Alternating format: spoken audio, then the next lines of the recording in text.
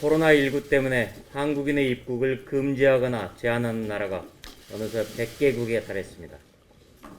우리 국민이 지구촌 곳곳에서 퇴짜 맞고 있는 현실을 보면서 국민들은 참담함을 느낄 수밖에 없습니다.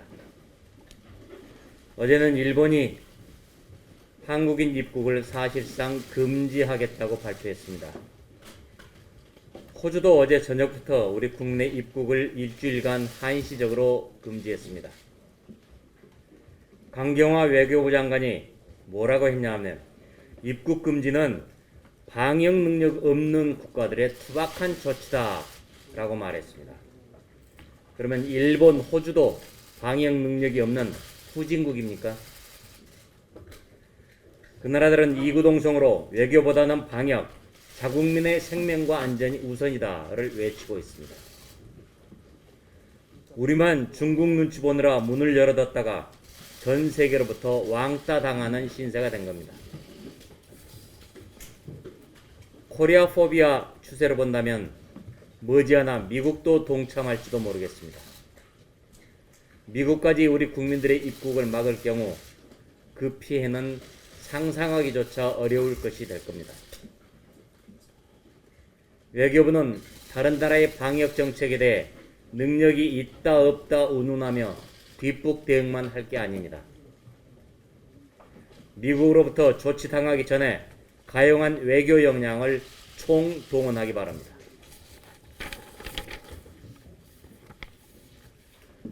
출생연도 어제 정부가 마스크 오부제 실시를 발표했습니다. 사실상 계급제라 할 것입니다. 대통령 말처럼 그야말로 한 번도 경험해보지 못한 나라입니다. 일선 약사들은 마스크 오부제로 신분을 확인하느라 조제 의무가 불가능해질 것이다 라며 불만을 토로하고 있습니다.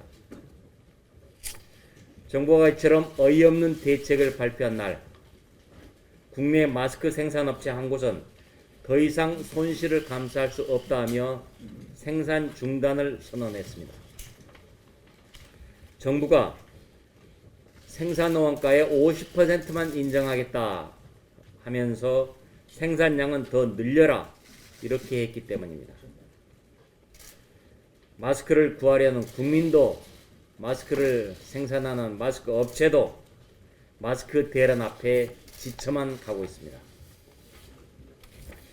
정부는 우리 당이 제안한 특별 공급 방식을 시행하기를 촉구합니다. 정부와 지자체가 직접 업체와 계약해서 일괄 구매한 뒤에 이장이나 통장 등 행정망 또는 아파트 관리사무소 등을 통해 분배하는 방식입니다. 농촌, 어촌, 산촌에 거주하는 고령자들 혹은 요양원에 계신 분들은 사고 싶어도 살 수가 없는 실정입니다. 그런 분들에게는 마스크 구매가 어려운 분께는 정부가 직접 전달해야만 합니다. 우리 당의 특별 공급 방식을 정부는 적극 검토해서 마스크 대란을 조속히 해소해야 할 것입니다. 북한이 대한민국을 우롱하고 있습니다. 미사일 2발로 도발을 감행하더니 이튿날에는 김여정이 원색적인 비난을 쏟아내고 어제는 김정은이 보건협력 친서를 보냈습니다. 김정은 남매가 역할을 분담해 대화와 도발을 함께 구사하는 전형적인 대남 정책으로 보입니다. 문재인 청와대가 김여정 막말에 대해서는 아무 반응도 하지 못하더니 김정은 친서에는 곧바로 대통령 명의로 된 친서를 보냈습니다. 북한에 무슨 약점이라도 잡혔습니까? 문재인 대통령과 청와대는 왜 이렇게 북한에 안달이 나 있습니까?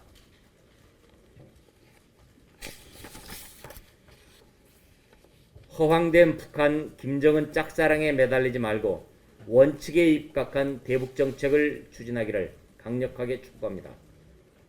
앞에서는 미소 짓고 뒤에서는 미사일과 말폭탄을 쏘아대는 북한의 양면 전술에 정부가 계속 속아 넘어간다면 분노한 민심이 가만두지 않을 것입니다.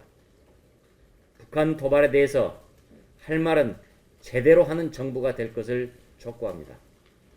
이상입니다.